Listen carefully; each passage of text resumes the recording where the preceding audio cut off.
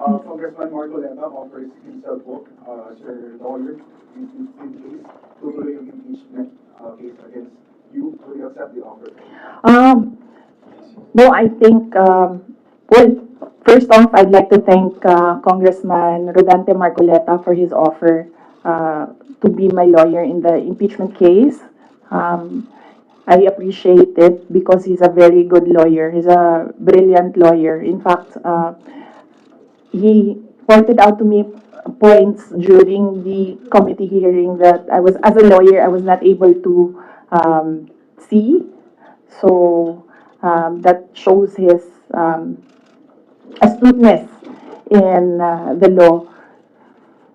But I feel that he will better serve the country if he remains as a member of the House of Representatives. That is what is important right now. We need good public servants, good leaders, good officials in government.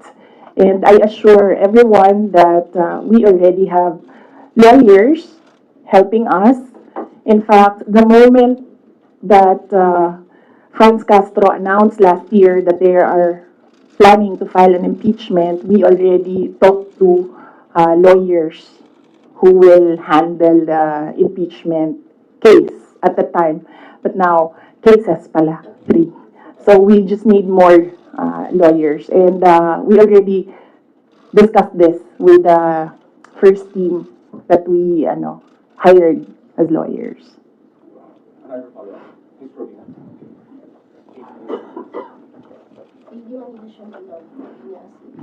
Yes, ma'am. I just want to ask how are we preparing or what are our preparation and how are we going to respond to impeachment or the worst case scenario? Oh, okay. Yes, ma'am. So, very recently, we had a meeting with the lawyers, and what was discussed there was the arrangements because we needed more lawyers. We are expecting another impeachment case now, so this may be 3 impeachment cases. So, and then we will await official copy of the articles of impeachment so that they can prepare the defense. We already have advanced copies of what is filed in the House of Representatives, and they're starting preparatory works right now. Sorry, sir.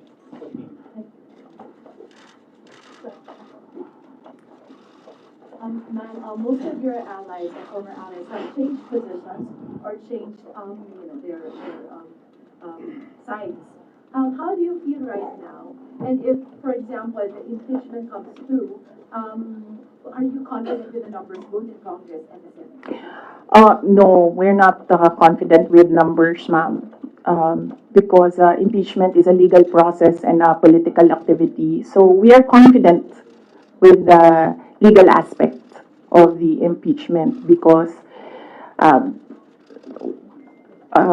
all the lawyers that I asked to review the initial draft of the impeachment complaint really said that this is not, they would say it's not an impeachable offense and this is not an actionable offense, things like that, lawyer talk.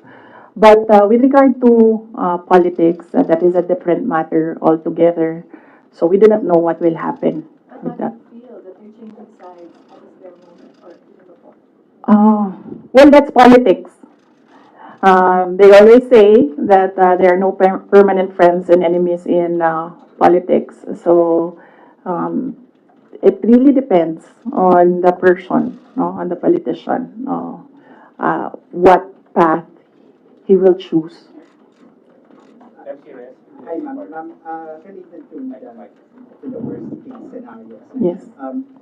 The House and the Government Committee said that they are eyeing the possibility of filing plunder, technical malversation, and falsification charges, among others, against you and several other officials of the OVP and formerly the DepEd in relation to the alleged misuse of the confidential funds.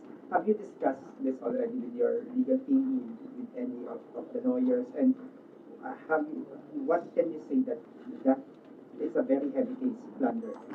Yes. Yes, oo. We have an inventory of possible cases to be filed because right now it's only the 2 impeachment cases that are filed with the House of Representatives. All the other cases, we have a list, we have an inventory, and we have lawyers assigned for each case. Usually, cases that are similar, we assign it to one lawyer. And then other cases, we assigned it to other lawyers so that we ensure that all the cases have lawyers focused on each case.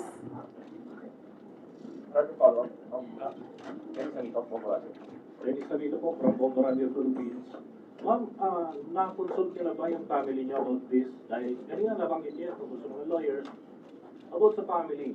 Si PRRD, nakausap na po ba ninyo? And ano yung payo po sa inyo? Hindi pa kami nagkausap ni dating Pangulong Rodrigo Duterte. I expect na magkikita kami as usual sa December 24 sa bahay ng mother ko. Likely, baka doon namin mapag-usapan yan kung man mapag-usapan namin dahil madalas kasi kapag nagkasama-sama yung pamilya, lalo na pag nandyan yung mga apo, ay yung mga apo yung pinag-uusapan ng pamilya. Nagsabi si Pangulong Duterte na magpapadala siya ng pera para sa pambayad daw ng mga abogado kasi alam niya na napakaraming mga abogado ngayon ang kinuha para sa iba't ibang mga kaso. Pero nagsabi na rin ako through my brother kasi yung kuya ko yung sinabihan niya. Nagsabi ako na huwag na lang siya magpadala ng pera dahil nakapaghanda naman na kami para sa impeachment case. Kasi yung sinabi niya impeachment case.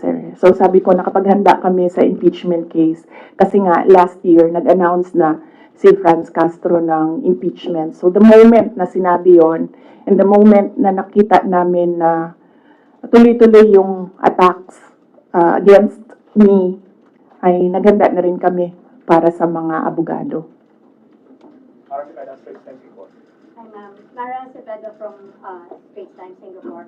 Ma'am, you already mentioned that your lawyers are prepared to answer the impeachment cases, but the opposition groups who have filed the complaints against you are accusing you of being evasive in your answers in the alleged corruption and misuse of millions of confidential funds. Ma'am, baka you can offer an explanation also to taxpayers how kung above board po ba talaga yung paggamit nitong mga confidential funds para matapos na rin, ma'am, yung question once and for all. Yes, ma'am. I'm not being evasive. If you are referring to the budget hearing and the hearings in the House of Representatives, I'm not being evasive. I am not answering the questions because they have no authority to ask confidential questions. I am answering questions about the use of the money in the Commission on Audit. And there is no, you ask the Commission on Audit if there was anything at all that they can say or see that we are not cooperative with the audit. So it is wrong to say that I am evasive. I am definitely not answering questions about the use of the fund, about confidential funds, because it pertains to national security and the lives of the people involved in intelligence operations. And yes, as I said, we have fully cooperated with the audit process of the Commission on Audit, who has the sole jurisdiction to ask questions about the use of confidential funds. In fact, 2/4 of the Department of Education are already cleared by the Commission on Audit, but it is still being questioned inside the committee in the House of Representatives. So that is the reason why I am not answering questions from the House of Representatives. Plus the fact that, as I said, it is an attack. It is a political attack. If you're you are in aid of legislation and you want to legislate about confidential funds, you do not target one office and terrorize and torment the employees of that office. What you do is you do a sampling, a random sampling of the offices who have confidential funds. Why not call the office of the president who has billions and billions of confidential funds if you want to legislate about confidential funds? So that shows that they're singling out the office of the vice president. And I really feel that it's very disrespectful to the office of the vice president. That is also why when they ask that I respect their process, respect begets respect. So if they want respect, they should first respect the office of the vice president. That is what I was saying, that they don't like me, they don't like my person, they don't like Sara Duterte, but they have to respect the office of the vice president. So if they want to investigate confidential funds, they don't single out one office.